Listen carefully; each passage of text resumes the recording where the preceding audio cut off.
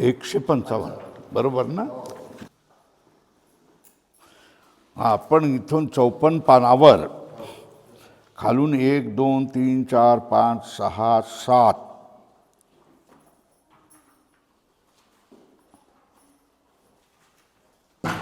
7 पेजवर पाहूया. त्याप्रमाणे प्रत्यक्ष प्रमाणाने जगत व्यवहार सत्य दिसत असला, दिसतोच ना. हे खरं आहे, खोटं कशाला. याला तुम्ही खोटं म्हटलं तर मारच मिळेल. हे खोटं कसं काय खोटं आहे, हे खोटं. अरे आहे, दिसतोय, खोटं कसा. बरोबर आहे ना. प्रत्यक्ष प्रमाणाने सिद्ध आहे. त्याप्रमाणे प्रत्यक्ष प्रमाणाने जगत व्यवहार सत्य दिसत आहे, हे ना. त्या बालकाला वाळवंटातून जाताना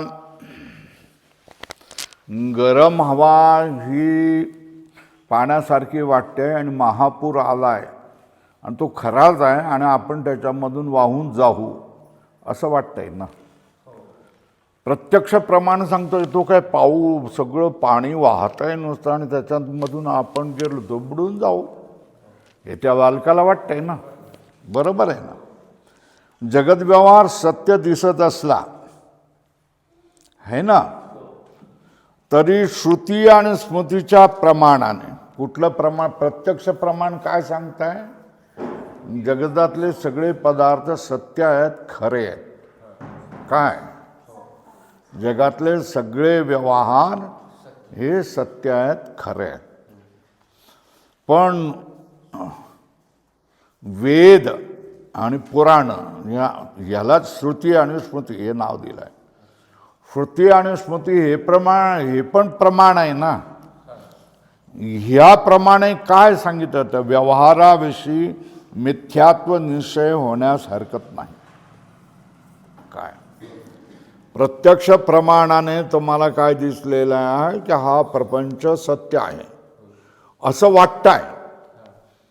पण या सगळ्या प्रमाणामध्ये वेद आणि पुराण ही पण प्रमाण आहेत की नाही. पण या प्रमाणाने मात्र हा सगळा व्यवहार खोटा आहे अशा तऱ्हेने ठरतं. हा व्यवहार प्रपंच, प्रपंचातल्या सगळ्या वस्तू, क्रिया, कलाप हे सगळे खरे. हे प्रत्यक्ष प्रमाणाने वाटतं. पंखा हे बघा, हवा घ्यायला बरं वाटतंय की नाही सांगा. वायू येतोय की नाही, हवा लागते की नाही लागते. खोटं कसं काय म्हणता. पण श्रुती आणि स्मृती हे काय सांगत असतात की हा जगत व हा संपूर्ण संसार मिथ्या आहे. बरोबर आहे. मिथ्यात्व निश्चय होण्यास हरकत नाही. आता म्हणणे बोला श्रुती काय म्हणते सांगा. श्रुती काय म्हणते ते पहा. सदैव सौम्य इदम अग्रे आसीत. छांदोग्य. या वाक्याने काय सांगितले? जगत उत्पत्तीच्या पूर्वी परमात्म्याचे सत्यत्व सांगून जगत मिथ्यात्याविषयी यथा सौम्य एकेन मृत्पिंडेन सर्वन्मृण्मयं विज्ञातम स्यात् वाचारंभणं विकारो नामधेयं मृतिका इत्येव सत्यम. श्रुतीने काय सांगितलेले आहे? छांदोग्य उपनिषदमध्ये काय सांगितलेलं आहे? दरवाजा उघड बाळा. सत एव सौम्य इदम अग्रे आसीत. या वाक्याला लक्षात ठेवलंच पाहिजे. काय? सदैव सौम्य इदम अग्रे आसीत म्हणजे काय? इदम म्हणजे हे संपूर्ण जगत. अग्रे म्हणजे सृष्टीच्या पूर्वी. आसीत म्हणजे होतं. बरोबर आहे. आसीतचा अर्थ काय? अग्रे म्हणजे सृष्टीच्या पूर्वी. इदम म्हणजे हे सगळं जगत. सौम्य म्हणजे हे प्रिय, हे प्रिय शिष्य. प्रिय शिष्य असं म्हणायच्या ऐवजी संस्कृतमध्ये सौम्य असं म्हटलं जातं. सत एव म्हणजे हे सगळं सतच होतं. काय जगताच्या उत्पत्तीपूर्वी हा संसार नव्हता, तर काय होतं तर सांगतायत सत होतं. एक सत्तत्व जगताच्या उत्पत्तीच्या पूर्वी होतं असं हे सांगतायत. बरोबर आहे. नंतर जगत उत्पत्तीच्या पूर्वी परमात्म्याचं इकडून जा मागून जा. जगत उत्पत्तीपूर्वी परमात्माचे सत्यत्व सांगून जगत मिथ्यात्वाविषयी काय यथा सौम्य एकेन मृत्पिंडेन सर्वं मृण्मयं विज्ञातं स्यात्. एका मातीचा गोळा तुम्ही आणला आणि तुम्हाला दाखवली की हे माती आहे.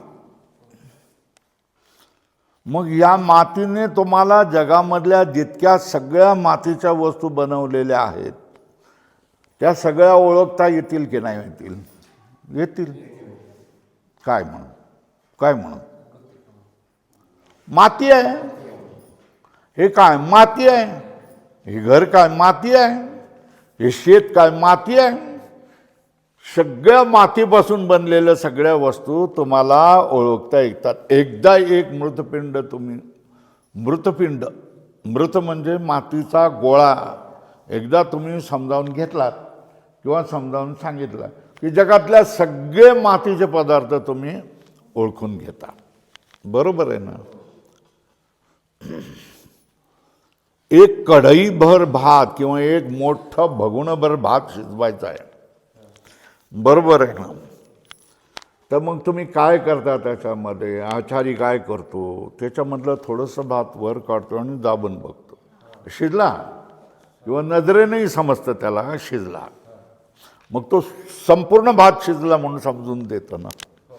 तसंच तर नाही. एक तुम्हाला मातीचा गोळा दाखवला आणि ही मृत्तिका म्हणजे माती आहे असं सांगून दिलं तर त्याच क्षणी तुम्ही जगामधले सगळे मातीचे पदार्थ ओळखायला लागतात.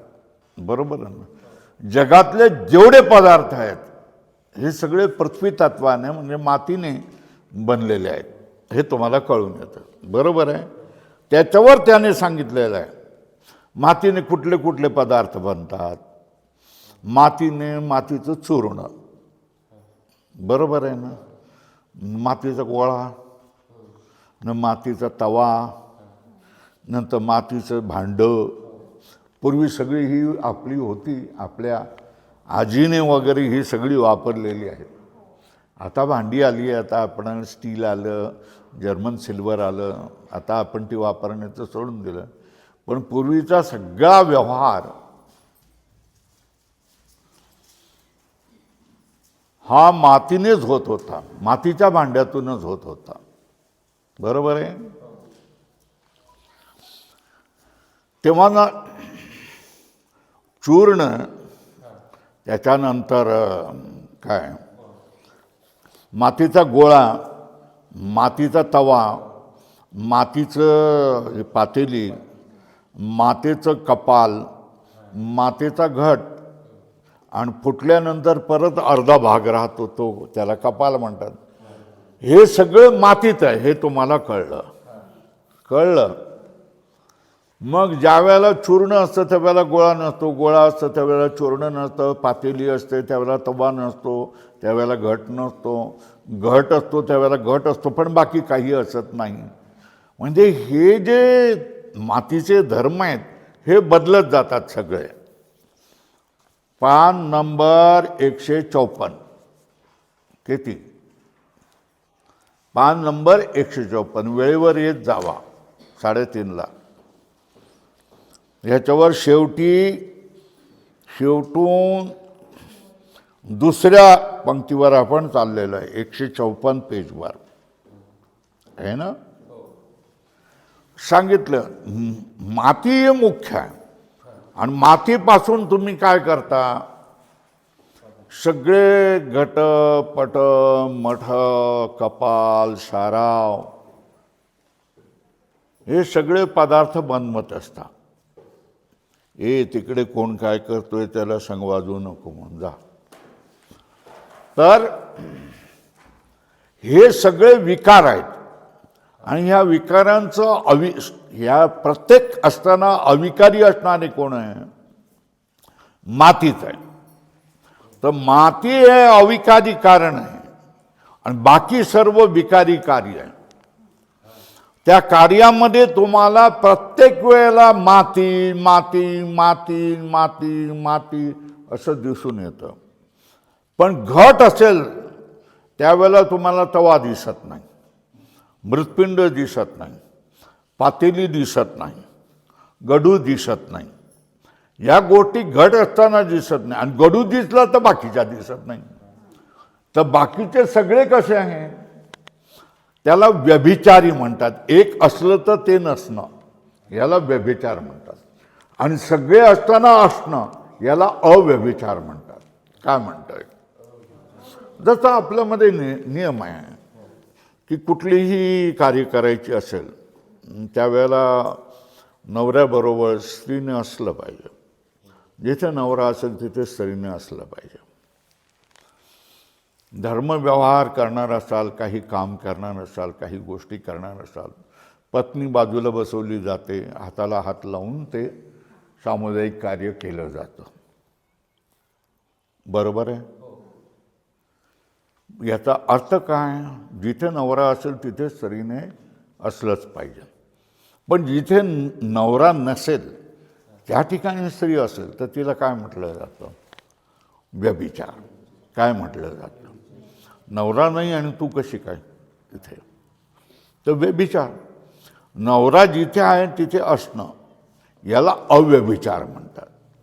नवऱ्याबरोबर राहणं हे अव्यभिचार आहे. नवरा नसताना भटकभंती करणं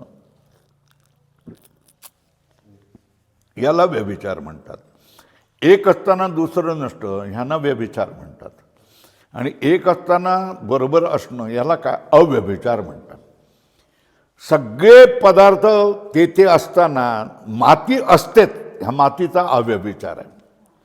आणि एक पदार्थ असताना दुसरा पदार्थ नसतं, घट असताना कपाल नसणं, चूर्ण नसणं, मृत्पिंड नसणं याला व्यभिचार म्हणतात. मग प्रत्येक पदार्थामध्ये तुम्हाला हे काय, मातीचं चूर्ण आहे, माती. हा काय, माती आहे. ही काय, तवा, माती आहे. बरं, हे काय, पातेली बनवली आहे, काय, गडू बनवलेलं, काय, माती. हे काय, कपाल, माती. हा घट, माती. हा मठ, माती. तुम्ही निर्णय प्रत्येक वेळेला निर्णय करता की माती माती माती माती माती. बरोबर आहे. तर काय याच्यामध्ये सत्य गोष्ट कुठली, माती. आणि फक्त नावापुरतं असं कोण आहे, इतर वस्तू. नावाला संस्कृतमध्ये नामधेयम. विकारा म्हटलं, विकार म्हणजे हे पदार्थ. विकारो नामधेयम. क्या, विकारो नामधेयम म्हणजे काय म्हणायचं, याचा अर्थ काय बोलता येतं का तुम्हाला. विकारो नामधेयम, विकार हा नावापुरता आहे ना. आणि मग त्याच्यामधलं सत्य काय, मृत्तिका इत्येव सत्यम. काय, त्याच्यामधली मृत्तिका ही सत्य आहे. बरोबर आहे. यथा सौम्य एकेन मृत्पिंडेन सर्व मृण्मयम विज्ञातम स्यात्. स्वल्पविराम करा, एक वाक्य आहे. हे सौम्य, एका मातीच्या गोळ्याने तुम्ही सगळं मातीचा पदार्थ तुम्ही सगळे ओळखू शकता. जो विकार आहे ये क्या है, वाणीचा विलास फक्त आहे. जो विकार नावापुरता वाणीचा विलास मात्र आहे आणि त्याच्यामधलं माती तत्व हीच गोष्ट सत्य आहे. याच्यातून तुम्हाला काय सांगितलं, ज्या कारणातून कार्य उत्पन्न होतात ती सगळी कार्य कारण रूपच असतात. काय नियम सांगितला, ज्याच्यामधून सगळी कार्य उभी राहतात, ज्याच्यावर ती सगळी कार्य उभी राहतात, ती सगळी कार्य त्या स्वरूपच असतात, आहे ना.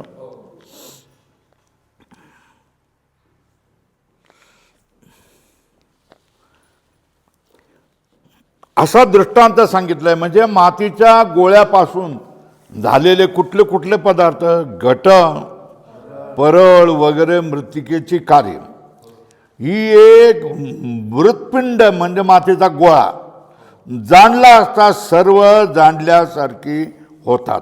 बरोबर आहे ना. घट, पट, मठ, शराव,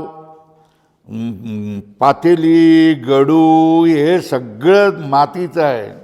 तो एका मातीच्या पिंडाला जाणल्यानंतर तुम्ही त्याला जाणू शकता. तर एवढी गोष्ट लक्षात ठेवाल का, क्या वाचारंभणम विकारो नामधेयम.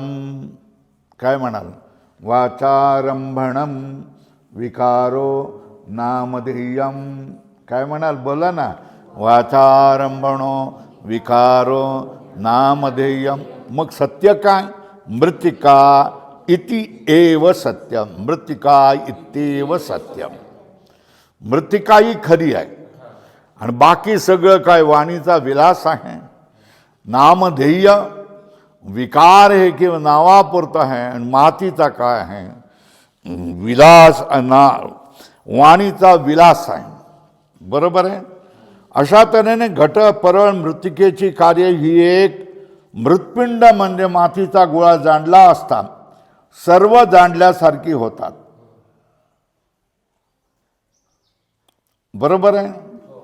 त्या घटाचं, मातीचा गोळा, चूर्ण, तवा, गडू, कपाल, मठ ही सगळी का या घटाधिकांची नावं आणि रूप ही केवळ शब्द मात्र आहेत. काय निर्णय झाला, या घटाधिकांची नाव आणि रूप हे केवळ काय शब्द मात्र. ते कोष्टक मी म्हणून काय म्हटलंय, वस्तुतः त्यांना सत्यत्व मुळीच नाही. बरोबर आहे ना. त्यांना वस्तुतः सत्य नाही. जिथे तिथे पाहिलं का तुम्हाला त्या ठिकाणी काय दिसतं, अरे माती आहे, हे माती आहे, माती आहे, माती आहे, माती आहे. मग नाव आणि रूप काय, विकार.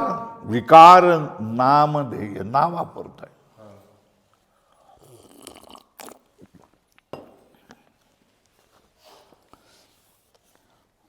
वस्तुतः त्या सत्यत्व मुळीच नाही आणि मृत्तिकाच फक्त सत्य आहेत. त्याप्रमाणे श्रुतीने दृष्टांतात मृत्तिका मात्र सत्य आहे असे सांगितले आहे आणि घटादी नामरूपात्मक कार्य केवळ शब्द मात्र म्हणजे मिथ्या आहेत हे सांगितलंय. अधोरेखा करायची एवढ्या वाक्याला. काय करायचं, मृत्तिका मात्र सत्य आहे असे सांगितले आहे आणि घटादी नामरूपात्मक कार्य केवळ शब्द मात्र म्हणजे मिथ्या आहे.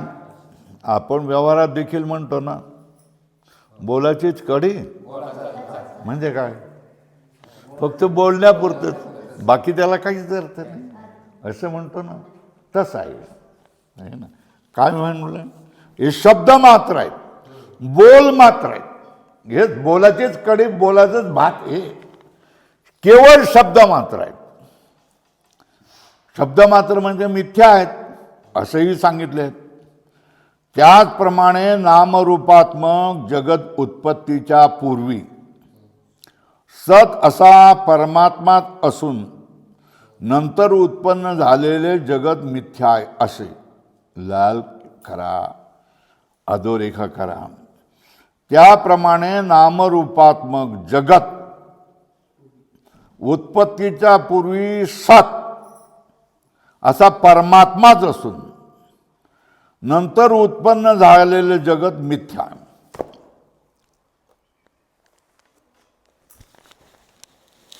बरोबर आहे. परमेश्वराच्या आधारावर मायेमधून ह्या सगळ्या जगताचा हा पिसारा उभा राहिलेला आहे. जसं तुम्ही हा बघितलंत का मोर, बघितलंत का चालताना कसा चालतो बरं हे ना, असं जातो. पण पाऊस आल्यानंतर बघा त्याच्यामध्ये पलट कसा होतो, सबंध पिसारा कसा फुलून नाचायला लागतो की नाही. तो पिसारा कुठून आला, त्याच्यामधूनच आला ना सगळं, आहे ना, त्याच्यामधूनच तो आलेला आहे. तर सांगतायत त्याच्या तऱ्हेने जे सृष्टीच्या पूर्वी हे जगत होतं का, हे जगत रूपाने नव्हतं. उत्पत्तीनंतर ती काय झालं, नामरूपात्मक झालं. उत्पत्तीनंतर कसं झालं, ते नामरूप मध्ये आलं. त्याच्यामध्ये आतमध्ये छुपी सत्ता होती ब्रह्मतत्वाची, परमात्मा तत्वाची सत्ता होती. पण बाहेरचा जो पिसारा नामरूपात्मक होता. बरोबर आहे. उत्पन्न झाल्यावरही असं झालं आणि ते लय झालं आणि जाऊन समेटून कशामध्ये गेलं, परमात्म्यामध्ये सामावून गेलं. बरोबर आहे. त्यानं सांग देवाचं दर्शन घ्यायचं असेल तर इकडून यावून जा, जाताना जा.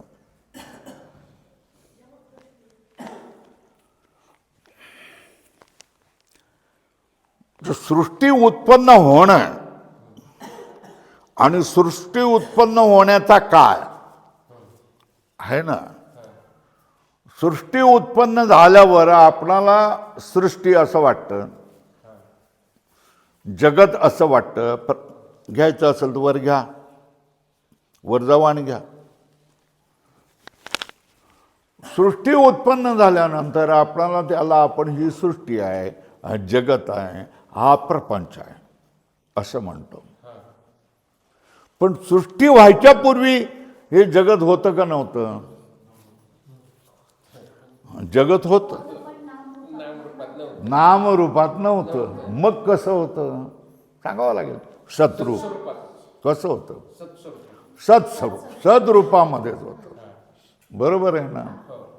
तेच सांगतात ना, सदैव सौम्य इदम अग्रे आसीत.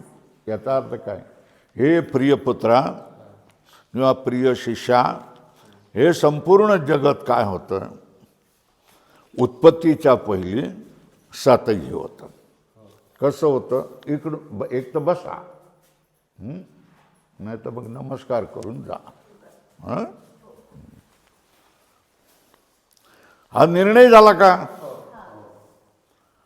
हे संपूर्ण जगत प्रपंच उत्पन्न झालं, त्याला वेगवेगळी नावं आली आहेत, रूपं आली आहेत, नाना प्रकार आलेले आहेत, हे सगळं झालं. बरोबर आहे. पण उत्पत्तीच्या पूर्वी हे जगत होतं का नव्हतं? बसा, तुम्ही बसा तिथे. हे जगत होतं का नव्हतं? तर होतं. मग कसं होतं? उत्पत्तीनंतर जसं जगत होतं तसंच उत्पत्तीच्या पूर्वी होतं का? नाही होतं. मग कसं होतं? ते सत्स्वरूप. बरोबर आहे ना. ज्याच्यापासून जगत निघालं ते कोण होतं? सत आहे ना. त्याच्यावर ते उभं राहिलं, विस्तारलं आणि एक दिवशी विलीन झालं तर ते कसं होणार आहे? सद्रूपच होणार आहे ना. काय होणार आहे? समजा तुम्ही काय केलेलं आहे, मोठ्या मेहनतीने माती आणली आणि त्याचा गणपती बनवला, त्याला रंगरूप दिलं, माळा बनवल्या, सगळ्या बनवल्या, शंख वगैरे बनवलं, परशु बनवला, खाली उंदीर बनवला. एवढं सगळं किती मेहनत लागली, केली ना. आता 12व्या दिवशी विसर्जन करावं. किती 11व्या दिवशी का 12व्या? 10व्या दिवशी. 10व्या आपल्याला माहीत नाही. 10व्या दिवशी काय करावं लागतं? विसर्जन करावं लागतं. मग आता त्याला पाण्यात बुडवलं. आता बोला त्याचं काय झालं? मातीत झाली ना, बरोबर ना. ज्याला तुम्ही आता हा कोण आहे? गणपती. त्याची पूजा केली, त्याची प्रार्थना केली, आरत्या केल्यात, प्रसाद दिला, सगळं केलं. आणि एक दिवस 10 दिवस झाल्यानंतर विसर्जनाच्या दिवशी घेऊन पाण्यामध्ये हळू, आता जा बाबांनो, आमचं काम झालं, अनुष्ठान झालं, सगळं झालं, तुम्ही आम्हाला आशीर्वाद दिला, आम्ही तुमची सेवा केला. आता ते काय झालं? मातीत झालं.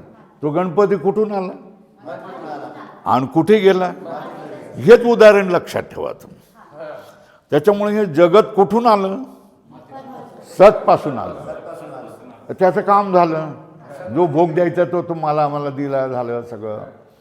खूप वर्ष झाली. आता त्याला वाटलं आपण थकलो, आता आपण जाऊया म्हणून. मग ते गेलं परत. कुठे गेलं? एवढीच गोष्ट लक्षात ठेवायची. जे सतपासून उत्पन्न झालं ते काय होणार आहे? पुन्हा कुठे जाणार आहे? सतमध्ये. भक्तीच्या भाषेत परमात्म्यापासून जे उत्पन्न झालं, उभारलं, ते त्याचा विलय कुठे होणार? परमात्म्यामध्येच होणार. तेव्हा तुम्हाला आम्हाला जायचं कुठे आहे? का? हे महत्वाचं आहे समजणं. हे समजणं महत्वाचं आहे. लक्षात येत आहे का तुम्हाला? हे सार समजलं की मग आपला अभिमान संपून जातो. आपली उत्पत्ती परमात्म्यापासून झालेली आहे, बरोबर आहे. आपण हे महाभूतात्मक हे शरीर दिसत आहे, पण हे पंचमहाभूताची गठारी आहे. आणि आपण म्हणजे आलेलो आहे. आपण म्हणजे जे आत्मतत्व आहे, जे या गठरीला चालना देत आहे ना. आणि ज्याच्यावर ही गठरी उभी आहे आणि चालते, फिरते, विचार करते, काम करते, रडवते, हसते आहे, हे सगळे तुम्हाला नाटक सगळे जे दिसत आहे, हे नाटक संपल्यानंतर, थकल्यानंतर तुम्हाला जायचं आहे की नाही? कुठे जाणार आहे? त्या परमात्म तत्वामध्ये, आत्मचैतन्यामध्ये आपल्याला जायचं आहे. हे आपणाला कळल्यानंतर तुम्हाला जगातली कुठलीही वस्तू फसवू शकत नाही. की असं करा मग तसं होईल, मग तसं करा मग तिकडे होईल, मग ती वस्तू तिथे ठेवा मग तिकडे होईल, निरांजन असं करा मग असं होईल, मग असं होवा मग तसं करा. हे जे सगळे नाटक चालवतं ना पैशासाठी, डॉलर काढा, पैसे द्या, आणि असली खुळं आता खूप वाढलेली आहेत.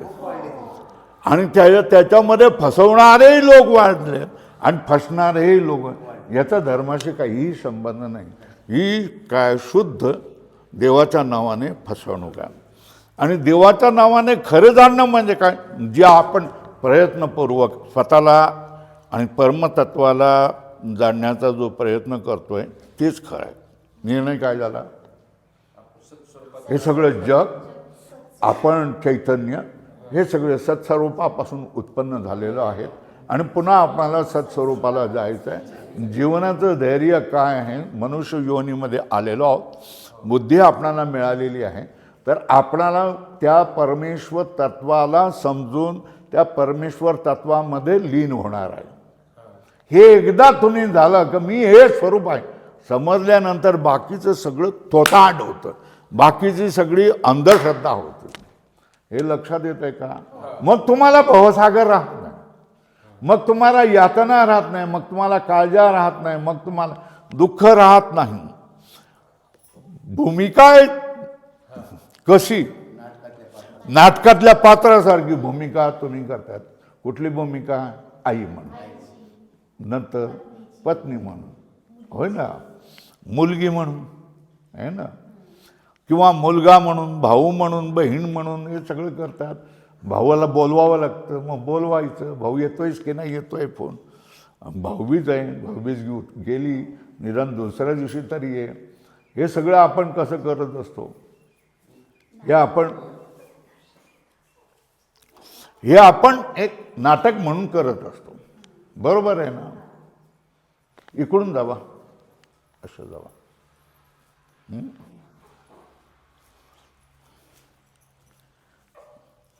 तेव्हा आता काय झालं? जगणं म्हणजे काय झालं आता? वास्तव जगणं नाही तर नाटक. काय लक्षात येतंय? हे लक्षात ठेवलं की मग सगळ्या गोष्टी काय समाप्त होऊन जातात. चला पुढे बघूया. आता पुढे सांगतायत, त्याप्रमाणे नामरूपात्मक जगत उत्पत्तीच्या पूर्वी सत असा कोण असतो? परमात्माच असून नंतर उत्पन्न झालेले जगत मिथ्या आहे. अधोरेखा करेन. एतत् आत्म्यम इदम सर्वम तत्सत्यम स आत्मा तमसी. हे सगळं जगत हीच आत्मरूपच आहे. तत्सत्यम हे जगत जे आहे हे आत्मरूपच आहे आणि ते सत्य आहे. आणि ते जे सत्य आहे तो तू आत्मा आहे. काय सांगितलं? जे तिकडे संबंध जगाचं सत्य आहे, हे जगातच सत्य हे तुझ्यामध्ये आहे. तू आत्मा आहेस. बरोबर आहे. एतत् आत्म्यम इदम सर्वम. हे सगळं जगत हे आत्मस्वरूप आहे आणि हेच एक सत्य आहे. आणि हे जे सत्य आहे तोच आत्मा आहे आणि तोच तू आहेस. बरोबर आहे ना? छान. दोघी या वाक्याने श्रुती सांगते. तसेच आत्मा एव इदम सर्वम पाठ करा. आत्मा एव इदम सर्वम आत्मैवेवम सर्वम आत्मैवेदम सर्वम आत्मैवेदम सर्वम. आत्मा हे सगळं काय? आत्मा एव इदम सर्वम हे सगळं काय? आत्मस्वरूपच आहे ना. याच्यासाठी तुकाराम महाराज म्हणतात, ऐसा ज्याचा अनुभव विश्वदेव सत्यत्वे. काय देऊन घ्या? ऐसा ज्याचा अनुभव विश्वदेव सत्यत्वे. अनुभव विश्वदेव सत्यत्वम. आता पुढे काय म्हणतात? अतो अन्यत आर्तम. हे आत्मा सोडून बाकीचं सर्व काय? आर्तम. आर्तम मधलं कृपण आहे, तुच्छ आहे, विचार आहे, किंमतहीन आहे. अन्यत आर्तम. अन्य दुःखमय आहे, त्रासमध्ये आहे, क्लेशात्मक आहे, गरीब विचार आहे. तसंच ब्रह्म एव इदम सर्व. पुन्हा म्हटलंय हे सगळं इदम म्हटलं हा सगळा जगत प्रपंच काय? ब्रह्मच आहे.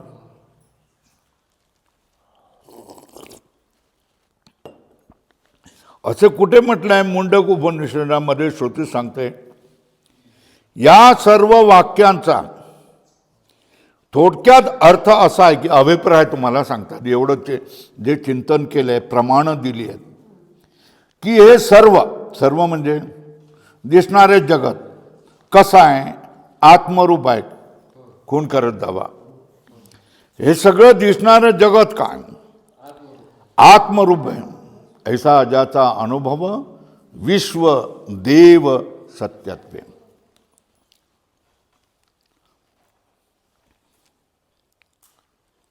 आणि तेच तू आहेस. काय? हे संपूर्ण जगत काय? आत्मरूप आहे. आणि जे आत्मरूप आहे तेच तू आहे. तू देखील आत्माच आहेस. बरोबर आहे? अधोरेखा केलं इथपर्यंत. आणि जो आत्मा आहे तो ब्रह्म आहे म्हणून हे सगळं काय? ब्रह्मरूपच आहे. अधोरेखा करो.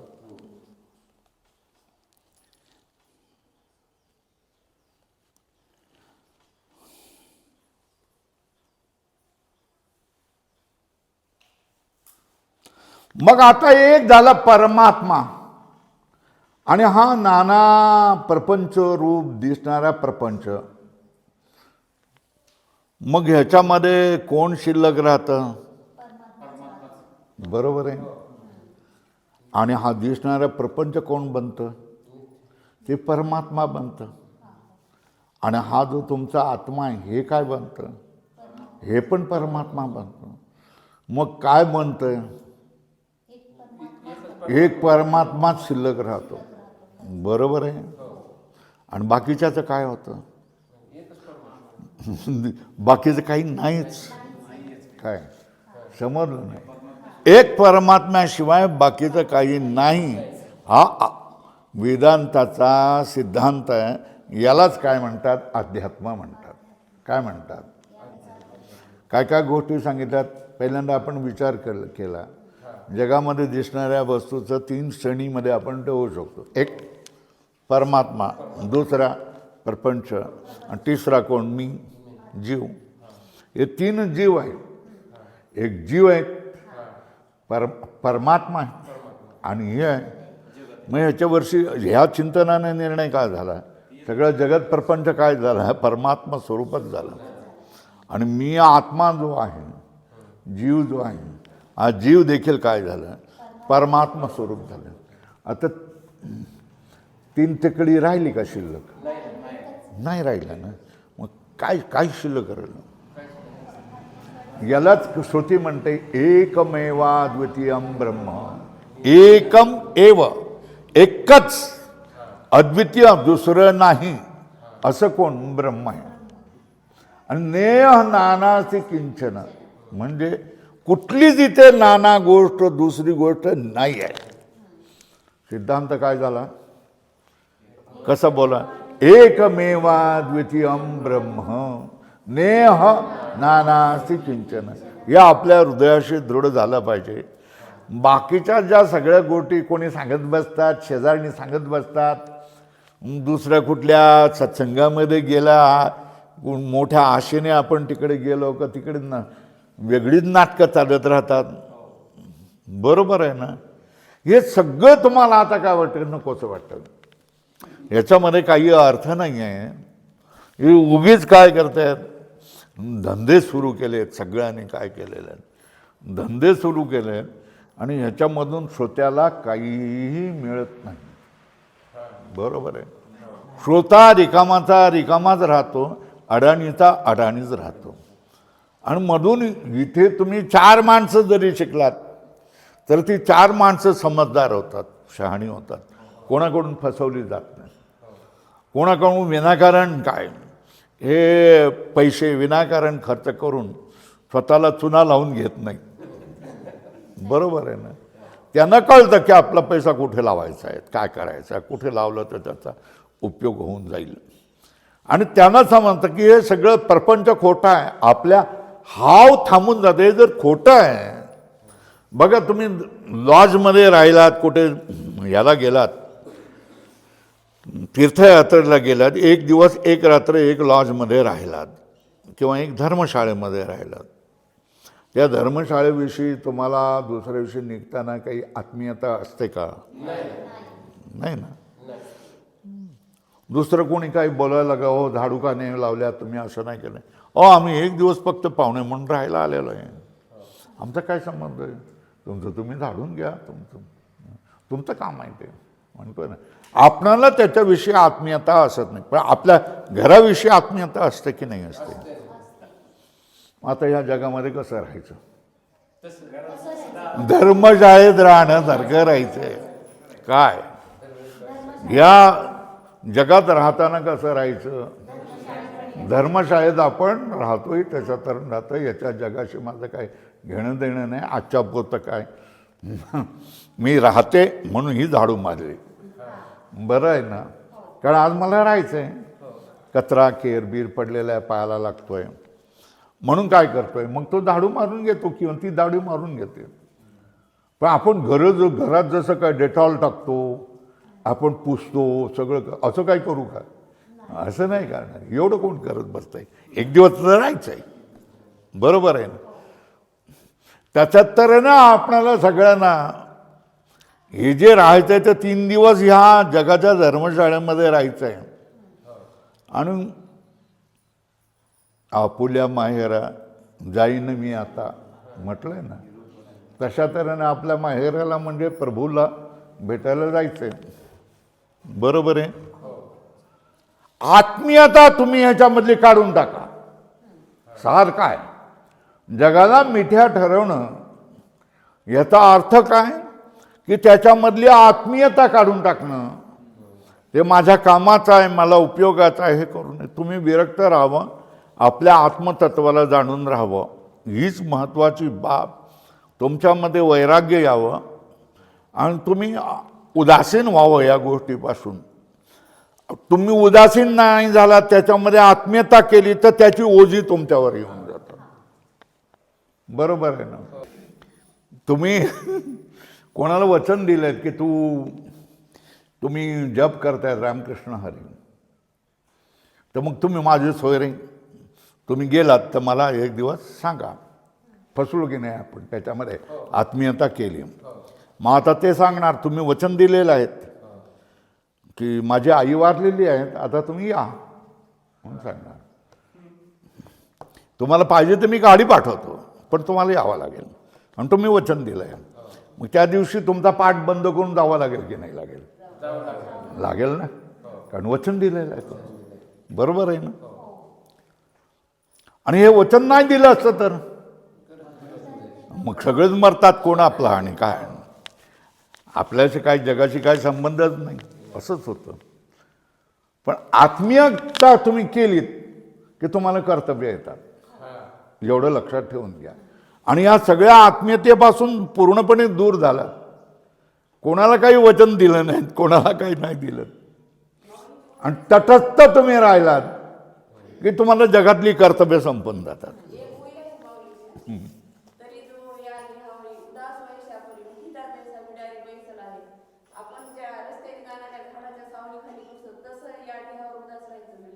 बरोबर आहे.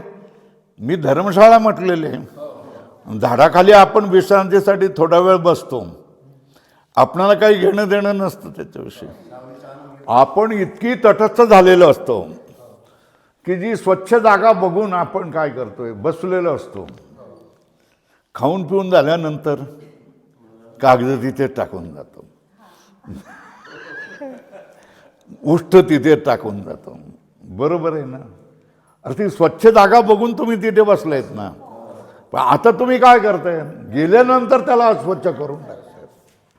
मग त्याचं कर्तव्य नाही का हे सगळं गोळा करून तुम्ही एकत्र घेऊन नंतर कुठेतरी काडी लावून त्याला टाकून देणं. बरोबर आहे ना.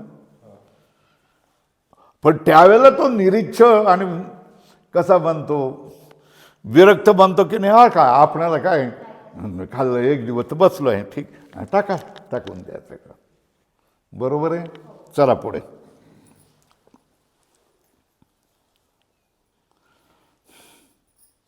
थोडक्यात हे सर्व असं की सर्व दिसणारे जगत आत्मरूप असून ते आत्मरूप सत्य आहे आणि ते तू आहेस. अधोरेखा केला. हे सर्व ब्रह्मच आहे. परमात्मा रूपाशिवाय नानात्व यत्किंचितही नाही. हे सर्व आत्माच आहे.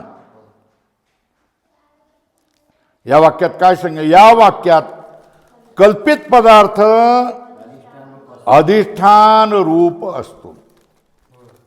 जी तुम्ही कल्पना केली आहे, ज्याची कल्पना केली आहे त्याला म्हणतात कल्पित पदार्थ.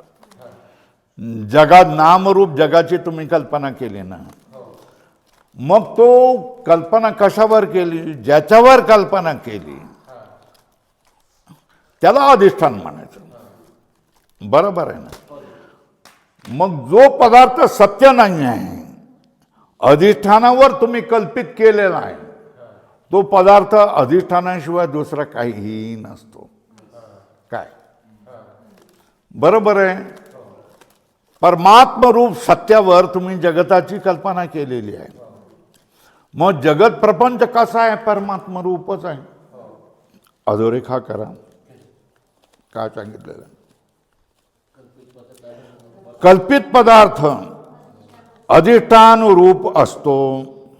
या नियमाने दिसणारे सर्व जगत ब्रह्मरूप आत्मरूप आहे. अधोरेखा करो. पुन्हा पुन्हा ते वेगवेगळ्या प्रकारे समजावून सांगतायत.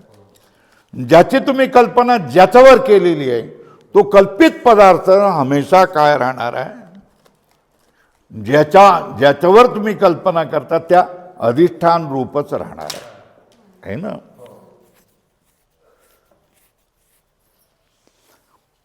सगळी मातीच ना.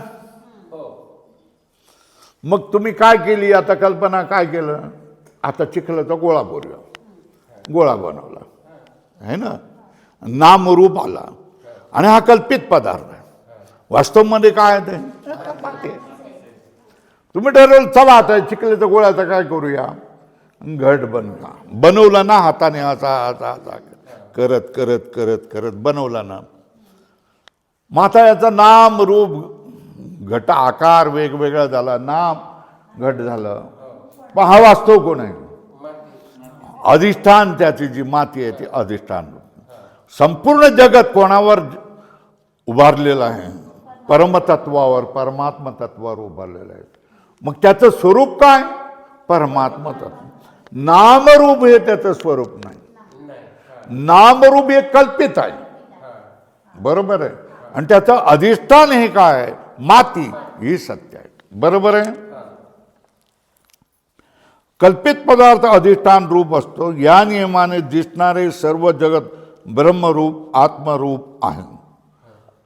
तद व्यतिरिक्त नाना रूपात्मक सर्व कार्य काय, तद व्यतिरिक्त नाना रूपात्मक सर्व कार्य रज्जू सर्पाप्रमाणे मिथ्या. हे काय, दोरीवर दिसणारा सर्प जशा तऱ्हेने मिथ्या असतो, तशा तऱ्हेने या आत्मरूपावर नाना रूपात्मक सर्व कार्य हे पण काय मिथ्या आहे. जसा दोरीवर उभा राहिलेला, अंधारात उभा राहिलेला सर्प हा खोटा असतो, तशाच तऱ्हेने आत्मतत्वावर उभा राहिलेला नाम आणि रूपात्मक हा जो जगत प्रपंच आहे, हा प्रपंच देखील काय आहे, मिथ्या आहे, खोटा आहे. निर्णय केला का, असे स्पष्ट सांगितलं आहे. त्याप्रमाणे गीतेच्या 15व्या अध्यायामध्ये मिळतं, न रूपमस्येह तथोपलुभ्यते. ही स्मृती म्हणजे भगवद्गीता. हे अर्जुना, ज्याप्रमाणे हे जगत तुला दिसते आहे त्याप्रमाणे ते सत्य नाही असे सांगितले अधोरेखा. न रूपमस्येह तथोपलभ्यते. ह्या जगत प्रपंचाचं जे रूप तुला दिसत आहे ना, तसं ते मुळेच नाही आहे. वास्तव में ते सत्तेवर ते उभं राहिलेलं आहे आणि ते सत्ता रूपच आहे, परमात्मा रूपच आहे. नामरूपात्मक जशा तऱ्हेने दिसत आहे तसा ते असू शकत नाही, बरोबर आहे. अशाच प्रकारची आणखीही श्रुती स्मृती वचने प्रमाण देता येतील, बरोबर आहे. आता पुढे पण सर्वांचे तात्पर्य काय, सगळ्या स्मृतीप्रमाणाचं श्रुतीप्रमाणाचं तात्पर्य काय, वाचा ना.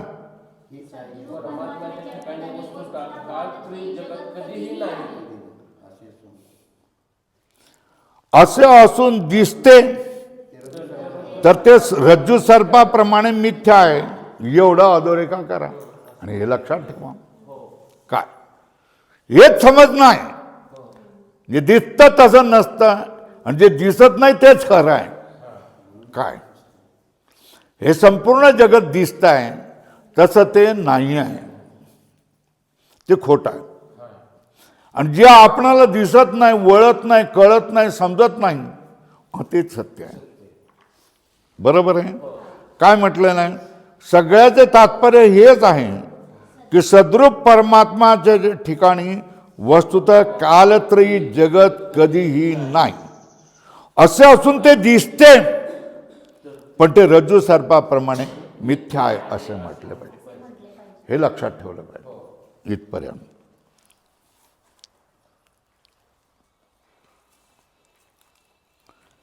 आता याच्यावर विचार पहा. आता दुसरा विचार, पॅराग्राफ बदला, पॅराग्राफ. आता असा विचार पहा, सकाळी सूर्य उगवला तर केवढा दिसतो, भाकरीच्या पेक्षा अर्धा जास्त, 1.5 पट, भाकरीच्या 1.5 पट एवढा दिसतो. बरोबर आहे ना. पौर्णिमेच्या दिवशी लखलखणारा जो चंद्र आहे तो पण केवढा दिसतो, तेवढाच दिसतो. बरोबर आहे ना, तेवढाच दिसतो ना. लहान बालकाला विचारलं चंद्र केवढा आहे, एवढा दिसतो. सूर्य केवढा, एवढा दिसतोय म्हणतो. पण शास्त्रज्ञ काय सांगतात,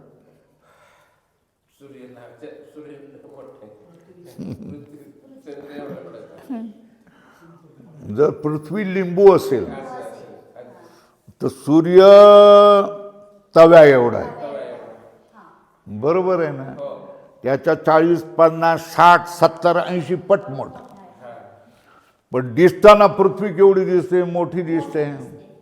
हिचा अंत ना पार अशा तऱ्हेने दिसतंय. आणि सूर्य केवढा दिसतो, एवढा भाकरी एवढा दिसतो आहे ना. मग ते खरं आहे का? अरे तो प्रत्येक डोळ्याने दिसतोय ना, मग मानांना नाही मानू शकत आहे ना. दुसऱ्या प्रमाणाने त्याची आकार काढलेला आहे. तो किती आकाराचा आहे ह्याचा निर्णय केलेला आहे. पहा की चंद्र सूर्य मंडळे बचके एवढी दिसतात असताना शास्त्रप्रमाणाने ती अनेक योजने विस्तीर्ण अशी आहे. अनेक लक्ष किलोमीटर एवढी दूर आहे, लांब आहे, व्यासाची आहे. आपण समजतो किंवा पृथ्वी कशी दिसते असता शास्त्रयुक्तीने वर्तुळ अशी समजतो. पण वैज्ञानिक काय सांगतात, गोल आहे पृथ्वी. प्रत्यक्ष प्रमाणाने काय दिसतं, सपाट आहे पृथ्वी. मग शास्त्रप्रमाण काय सांगतात, वैज्ञानिक काय सांगतात, गोल आहे. इकडून निघालं ना की तुम्ही परत काय करा, परत तिकडेच येता. चाहे समुद्रामधून तुम्ही होळीतून निघालात तरी पुन्हा तिथेच येणार. विमानातून तुम्ही तिकडून निघालात तरी पुन्हा तसाच येणार. बरं, इकडून असं वरून खालीून असं आलात तरी तिथेच येणार. या तिरक्या बाजूने इकडून गेलात तरी तसंच येणार. त्याचा निर्णय काय झाला, पृथ्वी गोल आहे, सपाट नाही. निर्णय काय झाला, पृथ्वी गोल आहे, सपाट नाही. हे उदाहरण झालं. त्याचप्रमाणे प्रत्यक्षप्रमाणे जगात सत्य वाटत असले तरी श्रुतीस्मृतीप्रमाणे जगन मिथ्यात्व निश्चय होण्यास हरकत काय, काहीच नाही. अधोरेखा करा. काय झालं, प्रत्यक्ष प्रमाणाने जगत सत्य भले दिसत असलं तरी श्रुती प्रमाणाने जगत मिथ्यात्व निश्चय होण्यास हरकत आहे. आपण जगताला नष्ट करत नाही, फक्त त्याच्यावर काय करतोय, शिक्का मारतोय. काय शिक्का मारतोय, मिथ्या आहे. बरोबर आहे ना. मरण तुम्हाला मारक दिसतंय, मला मारेल. आज चंद्रकळाबाई काल रात्री गेली इकडची आहे ना. आज मी बोलतोय, रात्री काय होईल काय सांगता येत नाही, झटका येईल की नाही. बरोबर आहे. ते कशावर आपण बोलत होतो,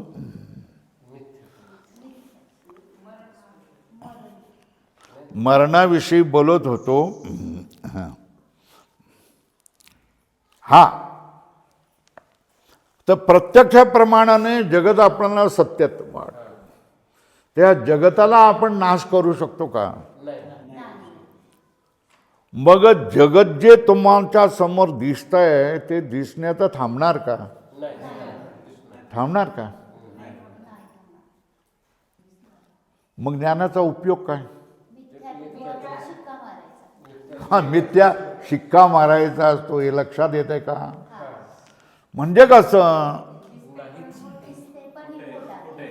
आता मी हिला शिकवलं होतं, कोणाला, ही नामतात्याच्या मुलीला आहे ना, कोणालाही हेच सांगतो, आपला मृत्यू जरी दिसत असला तरी आपण तिला काय सांगून द्यायचं, दंड थोपटून सांगायचं. मृत्यूला काय सांगायचं, दंड ठोपटून काय सांगायचं, तू मला मारू शकत, ठीक आहे ना. तू दुसऱ्यांना घाबरू नाही, घाबरत नाही. बरोबर ना. केवढी शक्ती येते आपणाला. माझ्यासाठी तुम्ही रडू नका, मी काय मरणारा नाही आहे ना. मी मरणारं शरीर नाही, मी न मरणारा आत्मा आहे आणि मी स्थिरच असतो.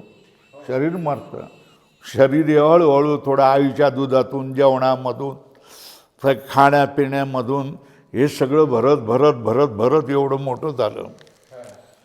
मग काय त्याच्यामध्ये पृथ्वी, तेज, वायू, आकाश हे झालं ना.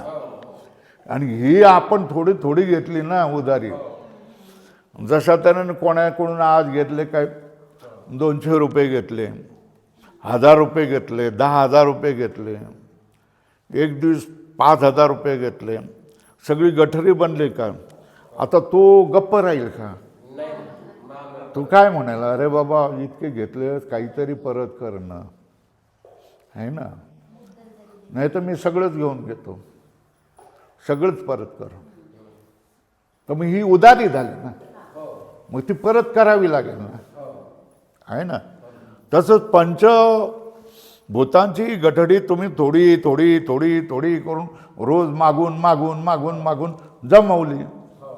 आता तुमचं प्रारब्ध संपलं, मग ही गठडी तुम्हाला पंचमहाभूतांना द्यावी लागेल की नाही?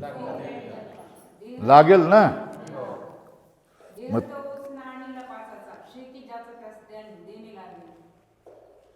सांग की अर्थ. उधार द्यावा लागणार आहे, ती उधार देतो. आज आपण चंद्रकलाबाईची माती करून आलो. आपल्या मराठवाड्यात त्याचं म्हणणं सुद्धा आहे माती करणं. काय करणं? काय म्हणणं आहे? माती करणं. बरोबर आहे. झालं काय त्याचं? भस्म झालं ना. आता 2-3 दिवसांनी ते सावडणार. सावडणार म्हणजे काय? त्याच्यातली हाडकं गोळा करून घेणार, न जळलेली हाडकं. आणि त्या न जळलेल्या हाडकांना काय करणार आहे? पैठणमध्ये नेऊन पाण्यात वाहून टाकणार आहे. आता तिथे शिल्लक काय राहिलं? काय राहिलं शिल्लक तिथे? तिथे काय शिल्लक राहिलं? काहीच शिल्लक राहिलं नाही. बरोबर आहे ना. का? कारण जिथून आलं तिथे द्यावं लागलं ना, उधारी द्यावी लागली. पण उधारी द्यावी लागली पण आपण मुक्त झालो ना. बरोबर आहे ना. कारण आपण आत्मा आहे. हे आत्मा त्याच्यापासून वेगळा राहिलो आणि आपला निश्चय झाला की त्या हाडूकवाल्या पिंजऱ्यामध्ये आपण आत्मीयता केली नाही. त्याच्यामुळे ते गेलं तरी आपणाला त्याची काळजी नाही. आता आपणाला वाटतं ना माझी मुलं श्राद्ध करतील की नाही, काळजी नाही. दरवर्षाला श्राद्ध करतील की नाही, काळजी नाही. माझ्या श्राद्धाला कीर्तन करतील की नाही, काही होत नाही. ती कुजूले शरीर नाही तर काय कोण ज्याला वाटत असेल ते पुरवून टाकतील. अशी परिस्थिती होते ना. शरीराविषयी आत्मीयता राहत नाही आणि त्या शरीराच्या विषयी आत्मीयतेमुळे येणारे सगळे आपणाला वाटणाऱ्या काळजा, दुःख हे सुद्धा राहत नाहीत. चला, पण सर्वांचे तात्पर्य हेच आहे की सद्रूप परमात्माच्या ठिकाणी वस्तुतः कालत्रयी जगत कधीही नाही. काय? हे जगत परमात्म्याच्या ठिकाणी कधीही नाही. काय झालं? निर्णय काय झालं? सद्रूप परमात्म्याच्या ठिकाणी कुठल्या निर्णयापर्यंत आलोय? वस्तुतः कालत्रयी जगत कधीही नाही. अधोरेखा करा. खाली आलो. असे असून ते रज्जू सर्पाप्रमाणे मिथ्या असे दिसते. पुढे चंद्र सूर्यमंडळी बचके एवढी दिसतात. शास्त्राप्रमाणे ती अनेक योजने विस्तीर्ण अशी आपण समजतो. किंवा पृथ्वी सपाट दिसत असता शास्त्रयुक्तीने वर्तुळ अशी समजतो. त्याप्रमाणे प्रत्यक्षप्रमाणे जगत सत्य वाटत असले तरी श्रुतीप्रमाणे जगत मिथ्यात्व निश्चय होण्यास हरकत नाही. बरोबर आहे. प्रत्यक्षप्रमाणे जगत काय म्हणत सत्य वाटत असलं तरी श्रुती आणि श्रुतीप्रमाणाने ते जगत मिथ्या आहे हे आपण जाणत्या माणसांनी निश्चय करून त्या जगतावर शिक्का मारला पाहिजे. तू मला दुःख देऊ शकत नाही, तू मला त्रास देऊ शकत नाही, तू माझं काहीही वाकडं करू शकत नाही, हे तुम्ही त्याच्याशी सांगू शकता. म्हणजे आपल्या मनाशी निश्चय करणं महत्त्वाचं आहे. पुढे चला. पण सत्यत्वाच्या बलवत्तर संस्काराने आणि श्रुती-स्मृतीच्या अध्ययनाच्या अभावामुळे श्रुती-स्मृतीवर विश्वास बसणार नाही. बरोबर आहे. काय होतं आहे ना, अनेक कोटी अनंत कोटी जन्मामध्ये जगत सत्यत्व म्हणून आपण व्यवहार केलेला आहे. मग त्याचे संस्कार झालेले ते पुसले कसे जातील? नाही पुसले जाणार ना. बरोबर आहे ना. आणि श्रुती आणि स्मृतीचं तर आपल्यासारख्या पामर संसारी जनांना अध्ययन करण्यासाठी वेळच नसतो. बरोबर आहे ना. कारण आपल्यावर किती जबाबदाऱ्या असतात. आपल्याला स्वतःला पोरगी मिळवायची असते. ती पोरगी मिळवण्यासाठी व्यवसाय करायचा असतो. त्या व्यवसायातून रक्कम जमा करायची असते. त्याच्यामधून घर बांधायचं असतं. बरोबर आहे ना. घर बांधल्यानंतर मुलं मोठी होतात. मुलांना कुठेतरी शिकवायचं, मोठं शिक्षण करायचं असतं आणि त्यांना डॉक्टर वकील बनवायचं असतं. त्यांची लग्न करायची असतात. त्यांच्या मुलांची बाळंतपणं करायची असतात. हे सगळी आपल्याला कर्तव्य करायचं असतं. आणि त्याच्यामध्ये वेदाचं अध्ययन करायला कसा वेळ लागेल? माझ्याकडे जे उद्धव, श्याम आणि ही सगळी मंडळी आहेत, 8 वर्ष माझ्याजवळ राहिली आहेत आणि मी सांगतो ते करून केलेलं. आता त्यांना थोडंफार कळायला लागलेलं आहे. बरोबर आहे. तर त्याचं अध्ययनही होत नाही. प्रत्यक्ष जगत सत्यत्वाचे संस्कार अनंत कोटी जन्मामध्ये झालेले आणि या जन्मामध्ये श्रुतीस्मृतीचं अध्ययन केलेलं नाही. श्रुती वाचल्या आणि खऱ्या श्रुतीस्मृतीचं अध्ययन देतच नाहीत ना. हे सांगतच नाही कथाकार. कथाकार सांगतच नाही. हे संसारातच राहावीत, संसारातच मोरावी आणि संसारातच मरावी. हे सुद्धा कोणाला आपणाला फक्त पैसा मिळावा हे कथाकारांचं सांगणं आहे. ते कशाला तुम्हाला वैराग्य देतील आणि कशाला तुमची वस्तुस्थिती सांगतील? त्यांच्या कथा कशा काय चालतील त्या सांगा. आणि ते असल्या गोष्टी शिकतही नाही. आम्हाला नको आहे, आम्हाला पैसा कमवायचा आहे. त्यांच्या सगळ्या देहबोलीमधून स्पष्ट होत असतं की त्यांना फक्त पैसा कमवायचा आहे. श्रुतीवर फारसा कोणाचा विश्वास नाही. युक्ती मात्र सर्व बुद्धिमान लोक कबूल करतात. काय करतात? युक्ती मात्र सर्व बुद्धिमान लोक कबूल करतात. युक्तीचा अर्थ अनुमान. अनुमान प्रमाण शिकवलंय तुम्हाला आहे ना. युक्ती म्हणजे अनुमान. याकरता जगद अनुमानाने जगद मिथ्यात्व निश्चय होण्यास हरकत नाही. जगदे मिथ्या आहे याच्यासाठी हेतू म्हणजे कारण तुम्हाला सांगावा लागेल. याला म्हणतात अनुमान. काय काय पर्वतामध्ये अग्नी आहे. पर्वताला आग लागली का? अरे तो धूम दिसतोय ना, दूर दिसतोय ना, बघा केवढा. तर दुराला पाहून तुम्ही काय करतात? पर्वतामध्ये आग आहे असा निश्चय करताना. इथे तुम्ही माजलगावला किंवा गंगेच्या जवळ कुठेही शुक्लेश्वर तीर्थाजवळ गोदावरी दुथडी भरून वाहताना तुम्ही पाहतायत. त्याच्यावर अनु म्हणतात काल परवा तिथे पाऊस पडलेला झालेला असला पाहिजे. कुठे? त्र्यंबकमध्ये पर्वतामध्ये पाऊस पडला पाहिजे. मराठवाड्यात पाऊस नसला तरी तिकडे पाऊस असला पाहिजे. निर्णय करताना अनुमानाने आहे ना. तुम्ही आलात आणि मी तुम्हाला म्हणालो काय दुःखी आहेत का? नाही नाही दुःखी तर नाही. मग काय आजारी आहेत का? हो जरा कालपासून काय झालेलं आहे सगळं प्रवासाचा ताण आलेला आहे आणि ताप बीप आलेला आहे.